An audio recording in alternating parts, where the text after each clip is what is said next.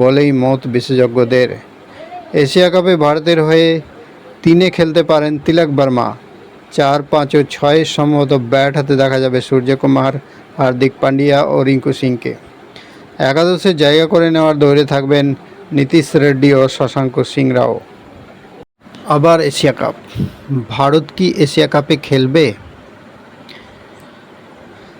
2023 সালে Asia cup আয়োজনের কথা ছিল পাকিস্তানের, কিন্তু পড়শি দেশে গিয়ে খেলতে রাজি হয়নি ভারত।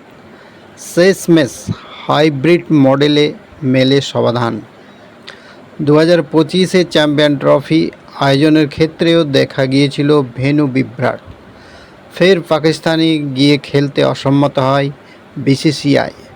বিস্তর টানাপোড়েনের পর শেষমেশ হাইব্রিড মডেলেই মেলে রফাসূত্র। ঠিক হয় একে অপরের দেশে গিয়ে খেলবে না ভারত ও পাকিস্তান। ভেন্যু সংক্রান্ত জটিলতা যাতে 2025-এর এশিয়া কাপে বাধা না হয়ে দাঁড়ায় সেহেতু আগেভাগে ব্যবস্থা নিয়েছে এসিসি। ভারত থেকে টুর্নামেন্ট সরিয়ে দেওয়া হয়েছে সংযুক্ত আরব আমিরাতে। তবে অপারেশন সিঁদুর ও তৎপরবর্তী ভারত পাক সীমান্ত সংঘর্ষ আরও একবার অনিশ্চিত করে তুলেছে এশিয়া কাপকে। গত মাসের 7 তারিখে টেস্ট ক্রিকেট থেকে সরে দাঁড়িয়েছেন রোহিত শর্মা। আপাতত শুধু ওয়ানডেতে ফোকাস করতে চান, জানিয়েছেন তিনি। হিটম্যানের অবসরের পর টেস্ট দলের নেতৃত্ব তুলে দেওয়া হয়েছে শুভমান গিলের হাতে। আসন্ন ইংল্যান্ড সিরিজে লাল বলের ফরম্যাটে অধিনায়ক হিসেবে অভিষেক হচ্ছে তার।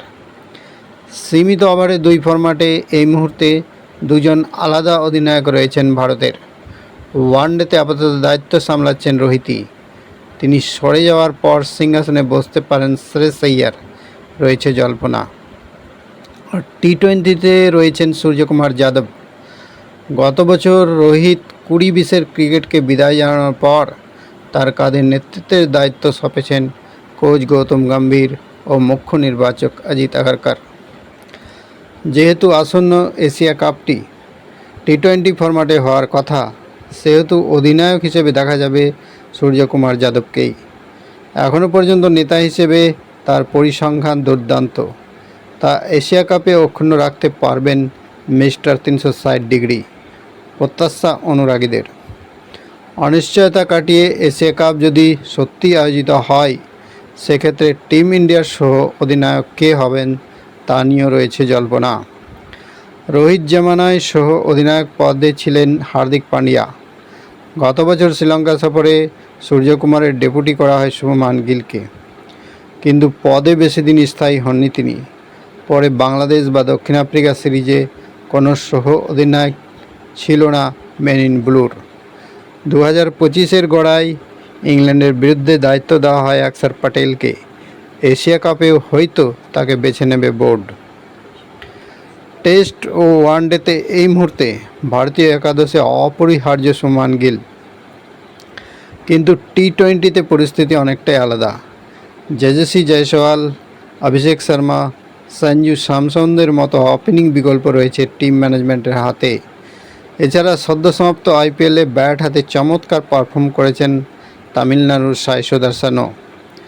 আসন্ন বাংলাদেশ সিরিজ বা এশিয়া কাপে ওপেনার হিসেবে তারাই পেতে পারেন অগ্রাধিকার। গত জুলাইতে শ্রীলঙ্কার বিরুদ্ধে শেষ টি-20 খেলেছেন শুভমান গিল।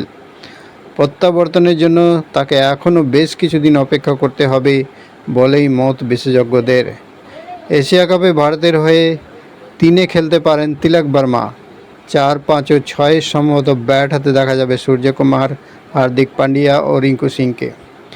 একাদশে জায়গা করে নেওয়ার দৌড়ে থাকবেন নীতিশ রেড্ডি ও শশাঙ্ক সিংরাও।